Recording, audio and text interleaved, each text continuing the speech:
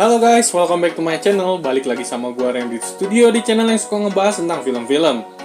Bagi kalian yang baru bergabung dengan kami memiliki playlist dengan pembahasan film yang berbeda. Dan kami akan usahakan update 4 kali dalam seminggu. Dukung terus channel kami dengan menekan tombol subscribe dan nyalakan lonceng notifikasinya, supaya kalian bisa mendapatkan update video terbaru dari kami. Pada kesempatan kali ini, gue akan nge-review film yang diangkat dari kisah nyata lagi. Film ini berjudul Machine Gun Preachers.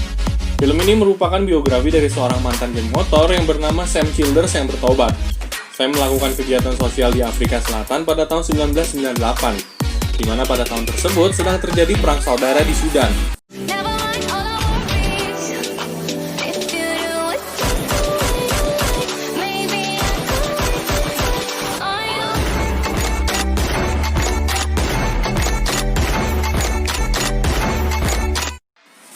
Kalau kalian mendengar nama Gerard Butler, pasti yang terlintas di pikiran kalian adalah film action dengan penuh kekerasan atau seorang sosok yang terbilang sadis dan lain semacamnya. Aktor langganan film rating R ini banyak membintangin film action yang luar biasa. Sebut saja seperti 300, Olympus Has Fallen, Geostorm, Gods of Egypt, dan lain-lain. Di awal film, kalian akan diperlihatkan momen Sam keluar dari penjara dan dijemput oleh istrinya yang bernama Jasper. Jasper ini diperankan oleh Michelle Monaghan. Jasper merupakan seorang mantan penari klub striptease dan kini ia sudah bertobat. Pada film ini, Gerard Butler memerankan seorang pria bernama Sam Childers. Sam tinggal di Pennsylvania dan menjadi anggota geng motor. Hidupnya pun tidak luput dari kehidupan seks bebas, narkoba, kejahatan, dan penculikan. Dalam 20 menit awal film ini, kalian akan disajikan tentang kehidupan Sam yang kacau balau.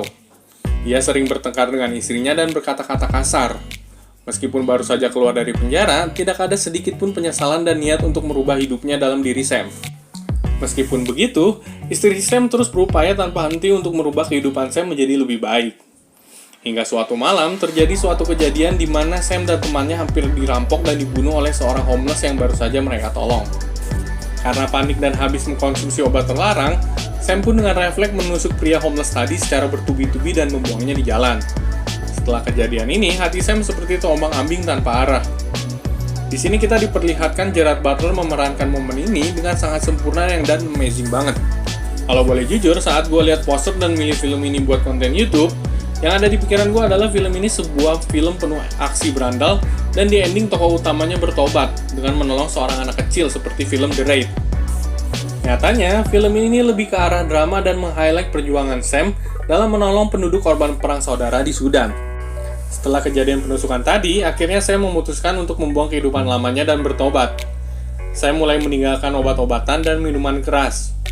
Dengan kehidupan barunya, hubungan Sam dan Jasper semakin membaik. Sam juga kini bekerja sebagai kontraktor dan sanggup membeli sebuah rumah yang jauh dari pemukiman. Singkat cerita, Sam bertemu dengan seorang pastor yang bernama Pastor Relling. Di situ ia kagum mendengarkan khotbahnya tentang Afrika. Disinilah awal mula niat Sam untuk menolong para korban perang saudara di Sudan. Dengan bantuan seorang pria anggota SPL bernama Dan, akhirnya Sam berhasil tiba di Sudan, Afrika. Sam melihat kejadian yang sangat kacau balau dan banyak korban berjatuhan. Di sini perang saudara yang terjadi antara SPL dan LRA. Karena bisnis Sam sedang baik dan mendapatkan pinjaman dari bank, Sam berniat membantu untuk membangun sebuah panti asuhan di Sudan. Namun apa yang direncanakan Sam tidak semulus yang ia perkirakan. Panti asuhan yang ia bangun dibakar oleh komplotan LRA. Bukan hanya dibakar, LRA pun tidak segan-segan membunuh para anak-anak di sana. Dari pertengahan film hingga menjelang akhir film, kalian akan disajikan konflik internal dalam diri Sam, di mana Sam mempertanyakan tentang keberadaan Tuhan saat itu.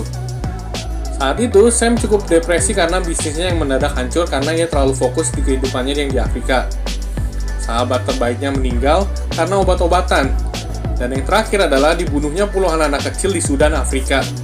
Dengan kondisi harta terakhir yang ia miliki, Sam kembali ke Afrika untuk menyerang komplotan LRA dan membebaskan ratusan anak di Afrika Selatan dan Utara. Connie selaku ketua tim LRA bertanggung jawab atas 400.000 pembunuhan dan puluhan ribu penculikan anak kecil. Kalau kalian menonton film ini, kalian akan melihat 3 fase perubahan dalam diri Sam. For your information aja, film ini 80% mendekati kisah aslinya. Selain dibumbui drama dan action, film ini juga kaya akan pesan moral. Sekian review film dari kami. Semoga kalian terhibur, dan terus dukung channel kami agar terus berkembang memberikan info-info film dari kisah nyata lainnya. Oke, kata gue harus undur diri. Thank you for watching, wait till next video, and see you guys!